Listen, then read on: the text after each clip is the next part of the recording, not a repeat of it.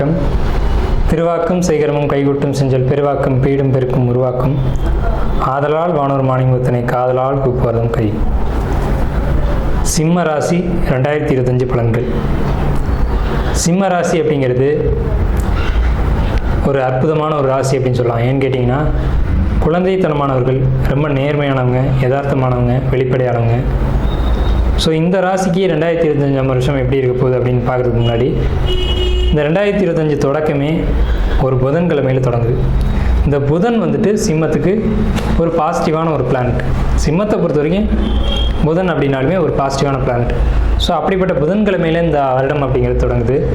நல்ல நாள், நல்ல திதி, நல்ல நட்சத்திரம், நல்ல ஒரு அமைப்பில் இந்த புத்தாண்டு அப்படிங்கிறது தொடங்குது. புத்தாண்டில் உங்களுக்கு நன்மை அடையக்கூடிய ராசிகள், தீமை அடையக்கூடிய ராசிகள் அப்படின்னு நம்ம 2 பங்காக பிரித்தோம் அப்படின்னா, அதில் எச்சரிக்கையாக இருக்கக்கூடிய ஒரு அமைப்பில் சிம்மம் அப்படிங்கிறது இருக்குது. அப்படி இருந்தாலுமே கூட ஒரு ராசிக்கு முழுமையான நன்மைகளையும் ஒரு கிரகம் செஞ்சிடாது, முழுமையான தீமைகளும் ஒரு கிரகம் செஞ்சிடாது. ஸோ 50-50 அப்படின்ற ஒரு அமைப்பில் தான் ஒரு கிரகம் ஒரு ராசிக்கு பலனை கொடுக்க முடியும். ஸோ அப்படிப்பட்ட அமைப்பில் இருக்கக்கூடிய விஷயங்களில் எந்த விஷயங்களில் நீங்கள் எச்சரிக்கையாக இருக்கணும், எந்த விஷயங்களில் நீங்கள் பயன்படுத்திக்கணும் அப்படிங்கிற ஒரு விஷயத்தை தான் நம்ம இங்கே முன்வைக்கிறோம். ஸோ இந்த வருடத்தில் வருட பலன் அப்படின்னு நம்ம கணிக்கும்போது 4 கிரகங்கள் கிரக பயிற்சி ஆகுது. குரு பகவான், சனி பகவான், ராகு, கேது. இந்த 4 கிரகங்களும் வருட கிரக பயிற்சி ஆகுது.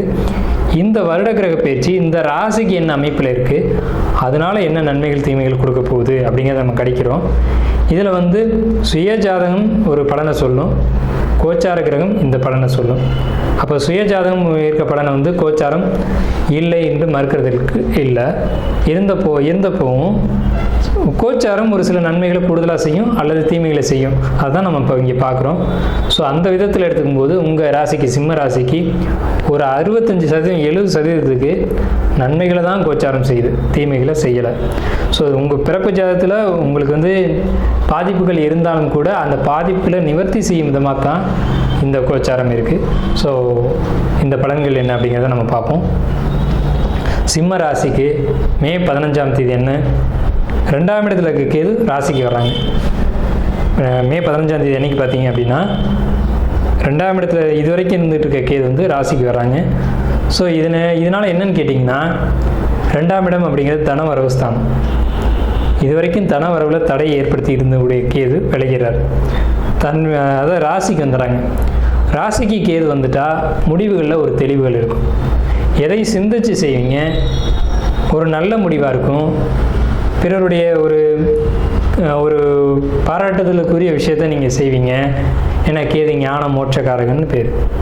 ஒரு காரியம் ஞானத்தோடையும் தெளிவோடையும் நல்ல விஷயமாகவும் இருக்கக்கூடிய அமைப்பு என்னன்னு கேட்டிங்கன்னா இந்த ராசியின் மீது கேது தான். அதே நேரத்தில் இந்த காலகட்டங்களில் மனக்குழப்பங்கள் வரும், சந்தேகங்கள் வரும், மன சஞ்சலங்கள் வரும். எந்த ஒரு விஷயத்துக்கும் பட்டுன்னு மன வருத்தப்பட்டுருவீங்க. ஸோ இந்த ஒரு விஷயத்தை மட்டும் நீங்கள் எச்சரிக்கையாக இருக்கணும். கேது பகவான் ஞானத்தை கொடுத்தாலும் இந்த பக்கம் மன வருத்தங்களையும் கொடுப்பார், குழப்பங்களையும் கொடுப்பார். அந்த குழப்பங்கள்லேருந்து வெளியில் வரதுக்கான விஷயங்களை நீங்கள் பண்ணிக்கணும். மனசு எப்பவும் தெளிவாக வச்சுக்கணும் சிம்ம ராசிக்காரங்க இந்த 2025 வருஷத்தில். அடுத்து லாபகுரு. லாபம்னு சொல்லக்கூடிய 11ஆம் வீடு. லாபகுரு அப்படின்னு எடுத்துக்கிட்டோம்னா இவர் பார்க்கக்கூடிய இடங்கள் 5ஆம் பார்வையாக உங்கள் ராசிக்கு 3ஆம் இடத்தையும், உங்கள் ராசிக்கு 5ஆம் இடத்தையும், உங்கள் ராசிக்கு 7ஆம் இடத்தையும் பார்க்குறாங்க. ஸோ 5ஆம் இடத்தை குரு பார்த்துட்டாலுமே எல்லா நன்மைகளும் கிடைச்சிடும், சந்தேகமே வேணாம். சிம்ம ராசிக்காரங்களுக்கு இந்த ஆண்டு எல்லா விதமான நன்மைகளும், எல்லா விதமான பாக்கியங்களும், எல்லா விதமான புண்ணியங்களும் கிடைக்கும். யோகமாக இந்த 2025 வருடம் சிம்ம ராசிக்கு இருக்கும். என்னென்ன யோகங்கள் இருக்கும் அப்படின்னா, படிக்கிறவங்களை பொறுத்த வரைக்கும் படிப்பு ரொம்ப சூப்பராக இருக்கும். மார்க்கு நிறைய ஸ்கோர் பண்ணுவாங்க. தொழில் பண்ணக்கூடியவங்களை பொறுத்த வரைக்கும் தொழிலில் பெரிய வெற்றிகள், பெரிய லாபங்கள், பெரிய ஒரு விஐபிகளுடைய ஒரு அறிமுகம் அப்படிங்கிறதுலாம் இந்த ஆண்டு கிடைக்கும். முக்கியமான விஐபிகள் உங்கள்கிட்ட தொழில் பண்ணிட்டு போவாங்க. அதன் மூலமாக அவங்க பலரை அறிமுகப்படுத்துவாங்க. அதன் மூலமாக உங்களுக்கு வெற்றிகள் கிடைக்கும். அதே மாதிரி புரோக்கரேஜ் வருமானம் பார்க்கக்கூடியவங்க, அவங்கள பொறுத்த வரைக்கும் பெரிய அளவில் லாபம் கிடைக்கும். ஏன்னா உங்களுக்கு 2ஆம் இடமே புதனுடைய வீடு. நீங்கள் பண்ணக்கூடிய தொழில்கள் புரோக்கரேஜ், எழுத்து, டாக்குமெண்ட்டு, பதிவு இது சார்ந்து தான் இருக்கணும். எழுதக்கூடிய தொழில் பார்க்குறது, கணக்கு வழக்கு பார்க்கக்கூடிய தொழில் பார்க்குறது, அதே மாதிரி டாக்குமெண்ட்டு சம்மந்தப்பட்டது, கணக்கு வழக்கு, ஆடிட்டிங், இந்த மாதிரி தொழில்களில் நீங்கள் எடுத்துக்கிட்டீங்க அப்படின்னா எளிதில் நீங்கள் வெற்றி அடைய முடியும் அப்படின்ற ஒரு அமைப்பு இருக்குது. இந்த தொழிலை செய்யக்கூடிய சிம்மராசிக்காரங்களுக்கு இந்த 2025 வருடம் மிகப்பெரிய வெற்றிகள் காத்துக்கிட்டு இருக்குது அப்படிங்கிறதுல மாற்றமே இல்லை. எழுதக்கூடியவங்க, வாய் மூலமாக வாய் மூலமாக ஒரு தொழிலை பண்ணக்கூடியவங்க, வாக்கு வன்மை மூலமாக ஒரு தொழில் பண்ணக்கூடியவங்க, மிமிகிரி பண்ணக்கூடியவங்க, ஒரு பாடகர், இவங்கெல்லாம் வந்துட்டு இந்த 2025 வருஷத்தில் வந்து ரொம்ப சிறப்பாக இருக்கும் அப்படின்ற ஒரு அமைப்பு வந்து உங்களுக்கு சிம்ம ராசிக்கு இருக்குங்க. அடுத்து வந்து பார்த்திங்கன்னா உங்களுக்கு குரு பகவான் பார்வை 7ஆம் இடத்தை பார்க்குது, உங்கள் ராசிக்கு 7ஆம் இடத்தை.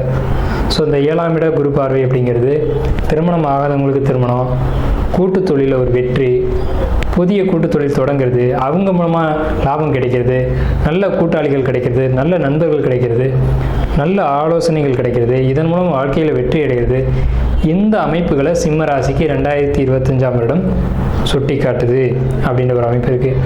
உங்கள் ராசிக்கு 8ஆம் வீட்டில் 7 கூடிய சனி பகவான் மறைகிறாங்க. இதனால் என்னன்னு கேட்டிங்கன்னா, உங்களுக்கு பேர் வந்து இந்த ஆண்டுக்கு அஷ்டமச்சனி அப்படின்னு பேர். எச்சரிக்கை தேவை அப்படிங்கிற ஒரு விஷயம் இருக்குது. யாரையும் நம்பக்கூடாது, எந்த ஒரு விஷயத்துலையும் கவனம் இல்லாமல் இருக்கக்கூடாது. எதை எடுத்தாலும் ஒரு கவனத்தோடு செய்யணும், எந்த ஒரு விஷயத்துலையும் குறை விட்டுறாமல் செய்யணும். அதாவது ஒரு டாக்குமெண்ட் சார்ந்த விஷயங்களை ரொம்ப எச்சரிக்கையாக இருக்கணும், கையெழுத்து போடுற விஷயங்கள ரொம்ப கவனமாக இருக்கணும், ஜாமீன் கொடுக்குற விஷயம், அதே மாதிரி யாருக்காவது கேரண்டி கொடுக்கக்கூடிய விஷயம், யாரை பற்றி நம்ம இன்னொருத்தர்கிட்ட பேசக்கூடிய விஷயம், இந்த விஷயங்கள்லாம் நீங்கள் எச்சரிக்கையாக இருக்கணும். அது ஒருத்தரை பற்றி நீங்கள் கருத்து தெரியக்கூடாது, ஒருத்தரை இட்டு நீங்கள் பொறுப்பை ஏற்படுத்திக்கூடாது. அவர் நல்லவராகவே இருக்கலாம், ஆனால் அவரும் உங்களுக்கு உதவி செய்ய முடியாத ஒரு சூழல் வரலாம். அதனால் யார் சம்மந்தப்பட்ட பொறுப்புகளையும் நீங்கள் சுமந்துக்கக்கூடாது. அதே மாதிரி புதிய தொழில்கள் தொடங்குறத கொஞ்சம் தள்ளி வச்சுக்கணும். நீங்கள் இந்த 2025 மார்ச்சுக்கு பிறகு புதிய தொழில்கள் தொடங்க வேண்டாம், அதுக்கு முன்னாடி தொடங்கிடுங்க. இல்லை அப்படின்னா 2025 முடிஞ்சதுக்கு பிறகு தொடங்குங்க. இந்த இடைப்பட்ட காலம் அஷ்டமச்சனியில் ஒரு தொழில் தொடங்குனீங்க அப்படின்னா அந்த தொழில் மூலமாக உங்களுக்கு நெருக்கடிகள், தொந்தரவுகள் இதெல்லாம் இருக்கும். தொழில் நல்லா தெரிஞ்சாலும் கூட நீங்கள் அந்த சில விஷயங்களை கவனம் இல்லாமல் விட்டுட்டு அதனால் சில பிரச்சனைகளை சந்திக்க வேண்டியிருக்கும். அதே மாதிரி கூட்டாளிகள் பொறுத்த வரைக்கும் நம்பினா முழுமையாக நம்பிடுங்க, இல்லைன்னா நம்பவே நம்பாதீங்க. ஒருத்தரை பற்றி இன்னொரு கருத்து சொல்கிறார் அப்படின்னா அதை நீங்கள் நேரடியாக ஆய்வு செய்யுங்க. அவர் சொன்னது உண்மைதானா அப்படின்னு நீங்களாக ஒரு முடிவுக்கு வராதிங்க. ஏன்னா மிஸ்கம்யூனிகேஷன் அப்படின்னு சொல்லக்கூடிய இந்த மாதிரியான ஒரு அமைப்பு, நீங்கள் சொல்கிறத போய் தெரிச்சு வேற ஒருத்தர் வேறு மாதிரி சொல்லக்கூடிய அமைப்பும், அவர் சொல்லக்கூடிய விஷயத்தை உங்கள்கிட்ட வேறு மாதிரி சொல்லக்கூடிய ஒரு அமைப்பும் இந்த 2025 உங்களுக்கு ஏற்படும். ஸோ இந்த விஷயங்களை பொறுத்த வரைக்கும் நீங்கள் கவனமாக இருக்கணும் அப்படின்ற ஒரு அமைப்பு இருக்குது. லக்னக்கேது 7ஆம் இட ராகு, 7ஆம் இடத்துல ராகு அப்படின்னா கணவன் மனைவிக்குள்ளே ஒரு அண்டர்ஸ்டாண்டிங் அப்படிங்கிறது நல்ல விதமாக ஏற்படும் அப்படின்ற ஒரு அமைப்பு இருக்குது. இருந்தாலும் விட்டு கொடுத்து போகணும். 7ஆம் இடத்தை குரு பகவான் பார்க்குறாங்க அப்படின்றதுனால உங்களுக்குள்ள கருத்து வேறுபாடுகள் இருந்தாலும் கூட நீங்கள் மறுபடியும் கருத்து ஒற்றுமை ஏற்பட்டு சேருவீங்க அப்படின்றதுல மாற்றம் இல்லை. இருந்தாலும் நீங்களும் சில விஷயங்களை இறங்கி கொடுத்து போகணும். சிம்ம ராசிக்காரங்க வாழ்க்கை துணைகிட்ட கணவனாக இருந்தாலும் சரி, மனைவியாக இருந்தாலும் சரி, விட்டு கொடுத்து போனதுனால தவறுகள் இல்லை. ஆனால் சிம்மம் எப்போவுமே இறங்கி போக மாட்டீங்க, ஆனால் இறங்கி போகணும். சில சூழல்களை நீங்களும் புரிஞ்சுக்கணும். பொறுமை அப்படின்ற ஒரு விஷயம் உங்கள்கிட்ட இருக்காது, ஆனால் இந்த காலகட்டங்களில் தேவை அப்படின்ற ஒரு அறிவுரையும் நம்ம கொடுக்குறோம். மாணவர்களை பொறுத்த வரைக்கும் 2ஆம் இடத்தை சனி பார்க்குறாங்க அப்படின்றதுனால படிப்பு மந்தப்படும், படிப்புக்காக இடமாற்றங்கள் ஏற்படும், வெளியூர் போய் படிக்கிற மாதிரி இருக்கும், ஹாஸ்டலில் தங்கி படிக்கிற மாதிரி இருக்கும். அந்த அமைப்புகளை பயன்படுத்திக்கோங்க. படிப்பில் தடை ஏற்படுத்த விட்டுறாதீங்க. இது ஒரு விஷயம். படிப்பை பொறுத்த வரைக்கும். வருமானத்தை பொறுத்த வரைக்கும் தொழில்கள் லாபங்கள் குறையும், அதுக்காக சிந்திச்சு செயல்படுங்க. திடீர்னு ஒரு புதிய தொழில் தொடங்குதோ, திடீர்னு தொழிலை மூடுறதோ வேண்டாம். இதை கொஞ்சம் உங்கள் ஜோசியர்களை அணுகி அவங்க ஆலோசனையின் பேரில் பிறப்பு ஜாதத்தின் அடிப்படையில் நீங்கள் அதை கொஞ்சம் அனுசரித்து செய்யுங்க. தொழிலை பொறுத்த வரைக்கும் வருமானம் கொஞ்சம் மட்டுப்பட தான் செய்யும், அப்படிங்கிற மாற்றம் இல்லை. அதையும் உங்களுடைய அறிவு சார்ந்த விஷயங்களில் ஈடுபட்டு நீங்கள் அதையும் முன்னேற்றக்கூடிய ஒரு வாய்ப்புகளும் உண்டு. ஏன்னு கேட்டிங்கன்னா உங்களுக்கு 3ஆம் இடத்தை குரு பகவான் பார்க்குறாங்க. 3ஆம் இடம் என்பது பயணங்கள், உங்களுக்கு சிறுதூர பயணங்கள், இடமாற்றங்கள் நிச்சயமாக 2025 உண்டு. நீங்கள் இடம் மாறணும் அப்படின்னு ஆசைப்பட்டுருந்தீங்கன்னா இடமாற்றத்தை நிச்சயமாக கொடுக்கும். அந்த இடமாற்றம் உங்களுக்கு நன்மைகளை ஏற்படுத்தி கொடுக்கும். சிம்மராசியை பொறுத்த வரைக்கும் மட்டும் இடமாற்றங்கள் உண்டு. ஒரு வீட்டில் 4 பேர் இருக்காங்கன்னா 4 பேருக்கும் 4 ராசியாக இருக்கும். நம்ம சொல்கிறது சிம்ம ராசிக்கு மட்டும்.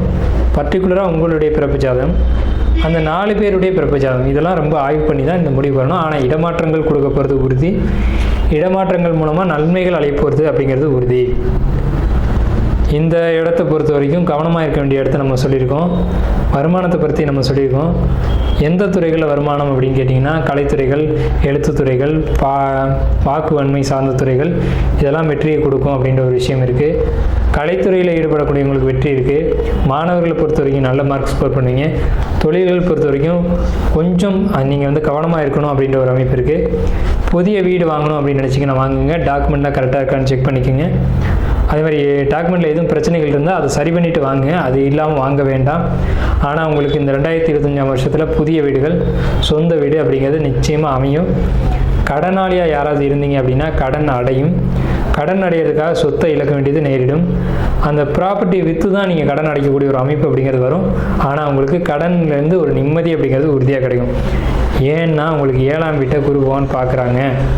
இதனால் கடன் அடையும், பெரிய அளவில் கடன் அடையும். ஆனால் சொத்து விற்கிற மாதிரி இருக்கும்.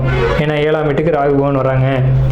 ஒரு சொத்து, பயன்படாத சொத்து உங்கள் கையை விட்டு போகும். சிம்மராசிக்கு இந்த 2025 வருடத்தில் உங்களுக்கு நிறைய நன்மைகள் தான் இருக்குது. நான் ஆரம்பத்திலே சொன்ன மாதிரி 70% சிம்மராசிக்கு நன்மைகள் தான் இருக்குது, தீமைகள் குறைவாகத்தான் இருக்குது. ஸோ இந்த வருடம் சிம்மராசிக்கு எல்லா விதமான நன்மைகளும் ஏற்பட வாழ்த்துக்கள். நன்றி.